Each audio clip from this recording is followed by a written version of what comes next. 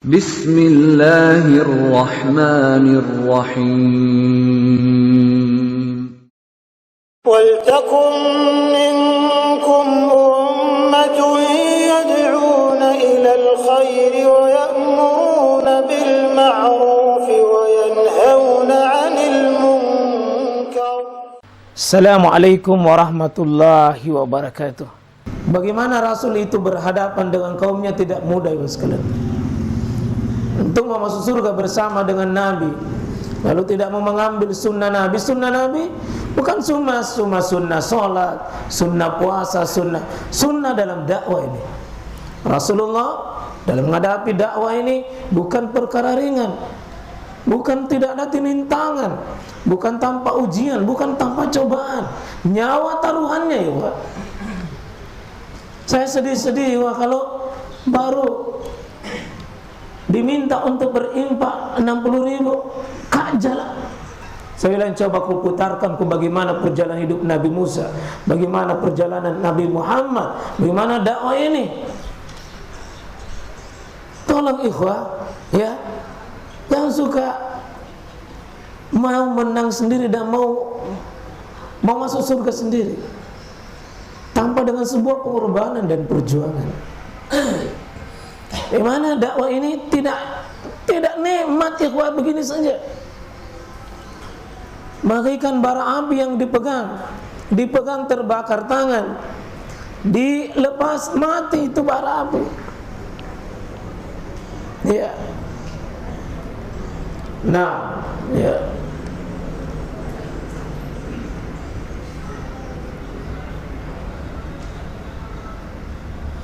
Penyakit umatnya Nabi Soleh, selalu menyalahkan nabinya, menyalahkan dainya, menyalahkan ustaznya, bukan hal baru. Nabi Musa, umatnya tadi ini juga, qalu tayyarna bik, kami mendapat sial gara-gara engkau, wa biman ma'ak, dan orang-orang yang bersama dengan engkau, wahai Nabi Soleh. Main itu fatwa-fatwanya itu umatnya Nabi Soleh juga. Ya, ketika antrian ontanya itu onta Nabi Soleh untuk minum, sekali dikerumuni oleh umatnya itu, sekali dipotong saja. Coba bayangkan Pak, saking serakahnya itu. Jadi umat Nabi Soleh itu juga sering ada muncul di tengah umat keserakahan hanya memenangkan dirinya sendiri.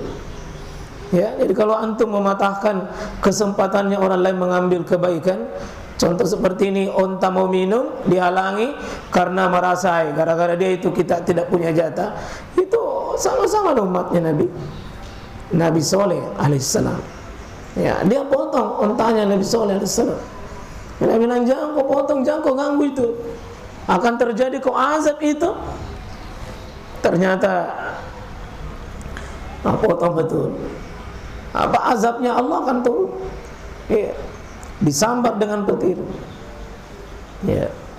Dan umat hari ini juga kadang-kadang begitu, ya, memotong kesempatannya orang lain hanya karena mau menang sendiri. Qala, apa kata Nabi Soleh, qala tairukum, ya, sesungguhnya sial itu adalah kamu sendiri.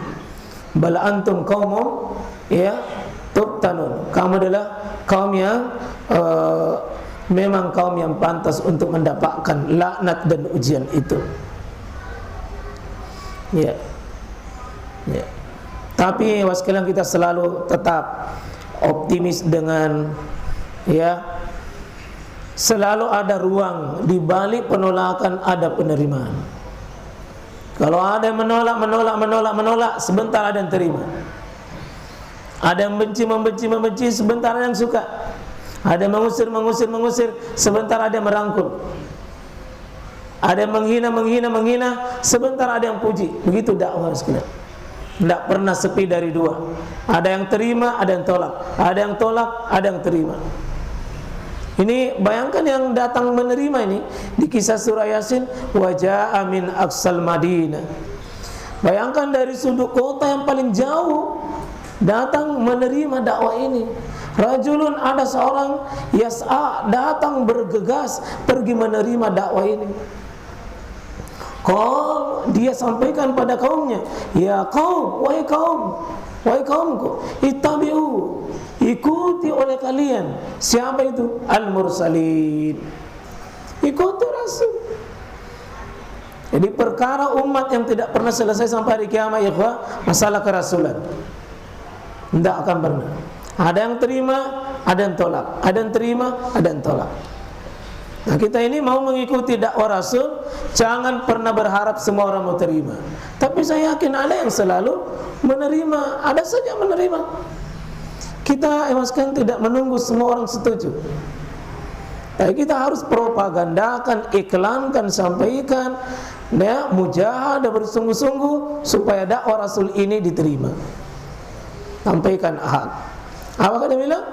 Ittabi'u, ikuti Rasul itu man la yas'alukum, yang tidak mengharap imbalan dari engkau, ajaran, yang mendapatkan ajaran gaji dari engkau.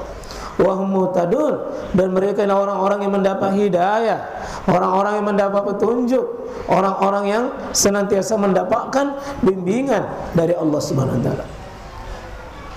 Ya, tapi ingat nanti mas kalian, Rasul, semua Rasul ini mendapat petunjuk, tapi kaumnya selalu menuduh Rasul ini bengkok, Rasul ini belok, Rasul ini sesat, Rasul ini menyimpang. Wajar itu. Ya, ya, itu bukan hal yang baru jika kita ditolak. Bukan hal yang baru. Ya, pasti semuanya kita akan mendapat hal yang sama, mas kalian. Karena perjalanan dakwah ini itu cuma di kopi-kopi saja, ya, akan terus. Ya, kita coba lihat bagaimana Rasul ini semuanya di atas petunjuk, tapi bagaimana kaumnya. Kita coba lihat ini supaya antum menghadapi ini alam nyata tidak seindah dengan yang kita gambarkan saja. Laqad arsalna Nuhan, kami telah mengutus Rasul. Yang pertama ini Nuh, ila qaumi, kepada kaumnya. Faqala, dia berdakwah kepada kaumnya, ya kaum, wahai kaumku. Apa yang dibawa Nabi Nuh? A'budullah, ibadahilah Allah. Itu tauhid, perintah taat sama Allah, menyembah kepada Allah. Malakum min ilahin ghairu, tidak ada ilah yang patut kau ibadahi selain Allah. Inni akhafu alaikum, saya ini takut, ya, saya ini takut atas kalian, azab yaumin azim, sebuah azab yang akan terjadi nanti pada hari yang sangat besar. Ini semangat ikhwas sekalian untuk mau semangat berdakwah, semangat menyelamatkan umat. Nabi atau Rasul Nuh, kenapa dia semangat? Dia ingin menyelamatkan umat dari azab yang paling besar. Antum kasih orang uang pak kecil, kasih nilai harta 50 juta itu kecil, 100 juta itu kecil. Tapi coba kalau kita dapat satu orang, selamatkan satu orang dari azab, selamatkan satu orang dari azab, bebaskan dari syirik, bebaskan dari bid'ah dan kemungkaran, itu jauh lebih besar dari harta apapun yang kita berikan pada orang lain. Target ya ikhwan. Melihat orang bengkok, berikan dia yang paling berharga, selamatkan. Selamatkan. Kalau bersedekah 50 juta luar biasa, bersedekah 100 juta luar biasa, tapi itu masih kecil dibanding dengan memberikan petunjuk. Melalui kita orang dapat hidayah, melalui kita dapat orang lain petunjuk, berhenti dari syiriknya, berhenti dari bid'ahnya, maksiatnya. Karena nanti mas kalian, harta seandainya penuh langit dengan penuh bumi ditukar dengan emas ini, lalu bebaskan diri dari kiamat, tidak ada artinya itu emas. Jadi artinya apa? Kalau kita hargai orang luar biasa, sumbangannya 50 juta, besar dirasa. Gimana kalau kita bebaskan seseorang dari akidah yang rusak? Setelah didakwahi, Nabi Nuh, apa kaumnya? Qala al-mala'u min qaumi inna lanaraka fi dalalin mubin. Kaumnya bilang, pembesarnya, kamu itu kaum kami tidak melihat kamu kecuali fi dalalin mubin.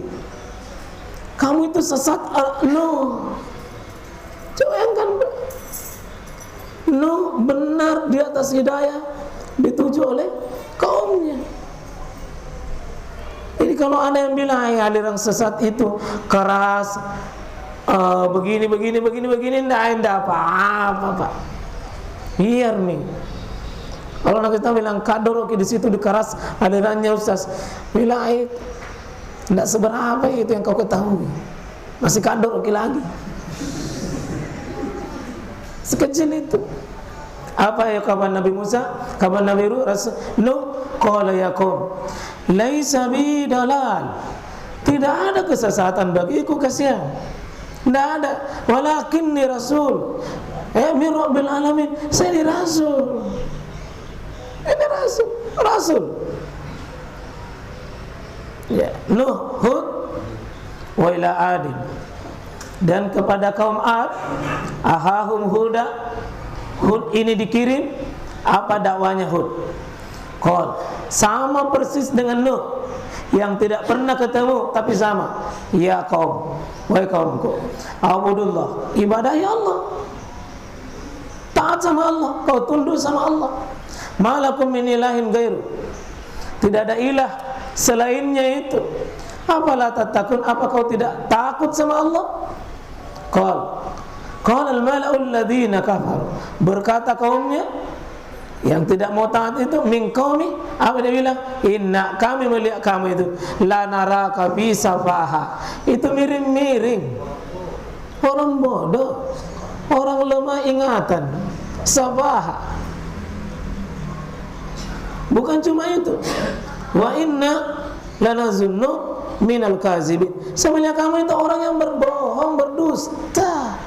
Sembarang kau bilang, wahai Hud. Coba kalau bapak berdakwah, dibilangi orang sinting-sinting, apa bapak tidak sinting betulan?